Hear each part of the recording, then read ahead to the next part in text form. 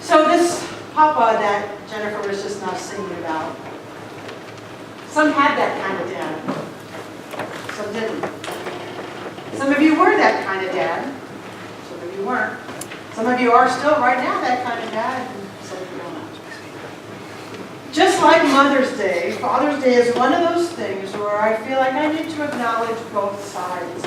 So if you had a wonderful father, or if you are a wonderful father, give yourself a big hug, because you were blessed. If you didn't have such a wonderful father, or if you didn't think you were such a wonderful father, first of all is don't judge yourself, get out there and back. Second of all is just acknowledge your feelings, all right? Because this is a safe place to acknowledge whatever it was. I'm just very aware that, not everybody had that kind of dad. So you acknowledge it, you feel whatever your feelings.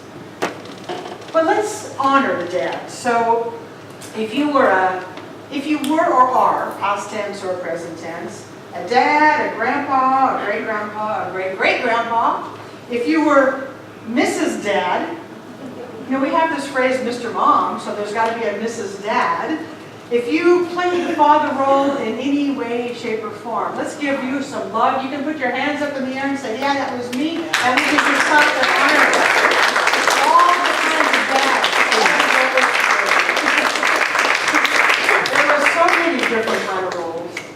And as I speak today, you can apply this however you need to. I mean, that's always the case anyway. But if you need to apply it to your father, however old you are, or if you need to apply it to yourself as a father, use it however you will. So imagine growing up adopted by some wonderful people.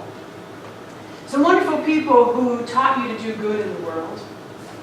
Some people who taught you that there were universal forces in the world that you could use for your good. Much like we teach here. Imagine if most of your life as you grew up, you were learning, like our kids are here, to harness those forces for good. And you spent your time in training and in classes, learning to be the best you can be and really harness those forces. And then imagine as you grew up, you decided you wanted to meet your bio dad. And you find out somewhere along the line that your bio dad is not the man you had hoped he would be. So far, this probably sounds familiar to some people out there. You find out that, this man that I had been dreaming of is not the man that I thought I was going to find. Because sometimes we find out that here we have been taught to do good and use the forces of the world to do good, and we find out that that person, that dad, has been using it for evil and for corruption and for power. So imagine how shocked Luke Skywalker was when he discovered this. I am the Father.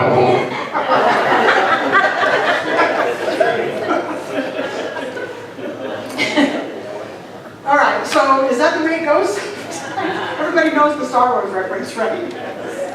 Luke Skywalker had learned to be a Jedi Knight. He had learned to use his powers for good. And finds out that his dad is using the powers for evil and for corruption. And I think, wow, that must have been a shocking experience. But how much of us, without this much drama, we can take him away now, but without that much drama, how many of you have felt the same way? Whether you were adopted and found that person, or whether you grew up and you came to realize, wow, my dad wasn't as wonderful as I had hoped or I thought he would be. Disillusions and disappointments can happen because we're humans, and sometimes human life is messy. Matter of fact, a whole lot of times it's messy. We're all growing and we're doing the best that we can, so disappointments come with it. It's almost like we should have been labeled at birth. Life can be disappointing sometimes. Because then at least we're forewarned. It can be. And for me, the more I accept it, the less I'm shocked and the less I'm disappointed. Now that's not to say I look at the glass half empty, however. It's just acknowledging that it's not always as pretty and wonderful as we'd like it to be. But what I'm also aware of when I look at my own father is that there's a place in me that can find a really strong sense of compassion and understanding when I look not only at how my dad was as a dad, but when I look behind his curtain. When I see the dad who influenced me, and I see my grandpa, who I knew, and I think, now as an adult I have that advantage point. I can see how some of my grandfather's way of being a dad affected my dad, which got passed down to me. Some things wonderfully and some things not so wonderfully. But as the adult that we are, we can say, let me look behind the curtain, let me look behind the curtain. And even if we don't know very far behind that curtain, we can imagine. And as I look behind the curtain and I think of all the generational influences, there's a space in me that opens up to compassion. There's a space in me that can drop any sense of judgment about my dad and what he did or didn't do. Because I can see the generational influences. And what I know about us humans, those generational influences pretty much will continue until somebody says, I'm changing it. Until somebody says, I'm the one who's going to do it different. Now, interestingly, my own dad was one of those people. He did the best he could. You know, I could come up with a list, and I'm sure he could, of the things he would do different if he could. He was doing the best he can. And understanding his influences, I see that. Hello. As people are walking in, isn't it wonderful? It's just, for me, it helps me to not judge what he did. Because him and my mom both said, we're going to do different with our kids. We're going to do the best we can to not pass on some of the negative traits that we grew up with, and we're going to change that. And bless them, they did the best that they could with that. And I think they did a pretty good job. Tell my dad that all the time, and my mom, you did a pretty good job. It's all right, it turned out all right. But if there's anybody here who says, I'm still living in kind of judgment or anger about it, open up the place that says, let me be a little more compassionate because I'm looking behind their curtain. You know, with that thing about walking a mile in somebody else's moccasins. Our fathers, or the lack thereof, because some of you didn't get to grow up with a dad at all. And some of you grew up with dads that were maybe not the greatest teachers in the world, or didn't bounce you on your knee, as the song said. They influence who we are. So good, bad, or indifferent, we have pieces of our dad, or the lack of a dad, inside of us.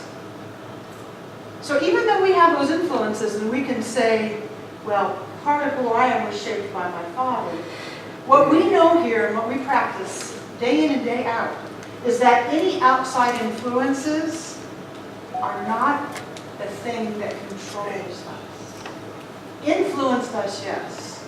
But we can say no matter what it was that what kind of father that we had, that outside force does not control my life. And I think we know that to some extent. But every once in a while, I don't know about you, but I can find little pieces of disappointment. It's like, oh, that came probably from my dad. Or maybe little pieces of judgment that it's time to let go of. And letting go of those, it helps when I remind myself that my dad isn't in control of my life.